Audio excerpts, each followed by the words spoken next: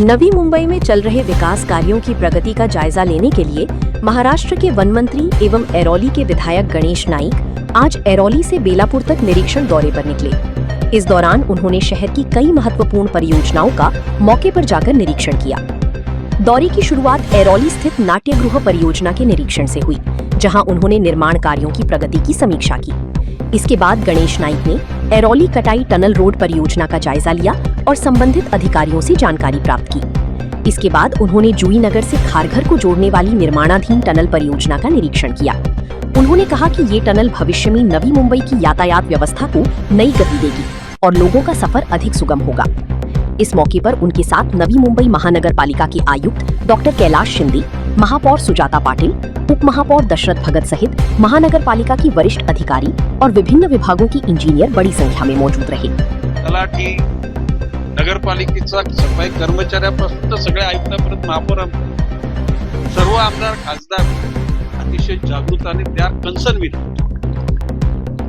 त्या ठिकाणी आशिष देशमुख नावाचे विदर्भात एक आमदार आहेत। त्यांनी सांगितलं माझे आमदार म्हणतात ते 10% वन विभागाला वरते आणि सगळ्यांचाच रोष तसाच राहिला। आता एकूणच वन विभागाची वाटचाल हे जे पुस्तक येणार त्याच्यामध्ये कार्बन क्रेडिटच्या माध्यमातून काही हजार कोटी रुपये वन विभागाकडे, वन विभागाच्या अनुषंगाने आम्ही बॉन्ड काढतो, पैसे प्रत्येक खात्यातून काही टक्के रक्कम वन विभागाला द्यावी अशा प्रकारची धोरणच आहे। आणि सर्वोच्च न्यायालय, केंद्रीय म्हणजे माननीय पंतप्रधान, माननीय मुख्यमंत्री या बाबतीमध्ये अतिशय सतर्क आहे। आणि माझं म्हणणं की आता आपण सुरुवात केली तर येणाऱ्या 200-300 वर्षांनंतर पूर्वी आपण जे वर्णन जे पृथ्वीचं आपण ऐकलेलं आहे, सुजलाम सुफलाम मलय शीतलाम सस्यश्यामलाम, मातृभूमीला बंधन म्हणजे रशियामधला माणूस तिला बंधन करेल, भारतातला करेल, पाकिस्तानमधला करेल, बांगलादेशमधला, नेपाळचा, मातृभूमी सगळ्यांची।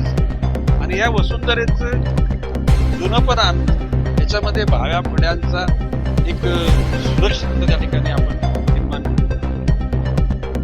आज उष्णतेनं युरोपमध्ये तर रस्ते मेल्ट झाले आणि जर का हे जर याची जर जाण आपण न घेता जर असे विद्युत वागलो तर मनुष्य प्राणी कशाला कुठलाच प्राणी या पृथ्वीवर आहे आणि ती वसुंधरा म्हणजे ती पृथ्वीचं बायोडायव्हर्सिटी ही टिकवण्याकरता आपल्या सगळ्यांना प्रयत्न करा। आणि मला एक गोष्ट आनंद आहे, सुदैवानं मी पुन्हा वनमंत्री झालो त्यावेळेला थोडं कमी कामगिरी नव्हतं, परंतु आता ह्या टेन्युअरमध्ये वन विभागाची जबाबदारी किती महत्वाची आहे।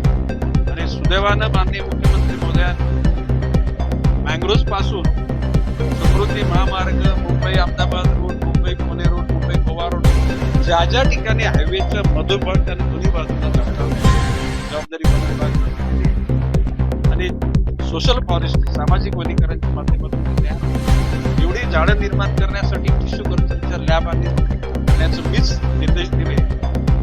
आपल्या कोकणासाठी शापूर मुक्कामी 50 कोटीचे टिश्यू कल्चर लॅब, पुण्याला, पश्चिम महाराष्ट्राकरता, छत्रपती संभाजीनगरमध्ये मराठवाड्याकरता, नागपूर मुक्कामी विदर्भाकरता आणि जळगाव मुक्कामी खानदेशात झाडं निर्माण करणं, त्याला हार्डनिंग म्हणजे त्याला जोपासना करणं, त्याची लागवड करणं।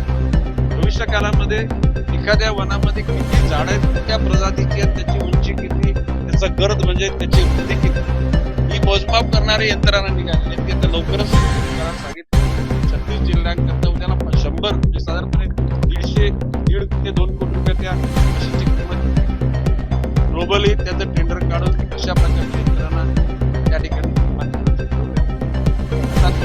मध्ये मनवा लागला विस्ता विजत म्हणून यशस्वी आग लागू नये म्हणून प्रयत्नशील असलेल्या देशांची अभ्यास दौरा करा। आग लागल्यानंतर यशस्वीरित्या विझवणाऱ्या देशांचा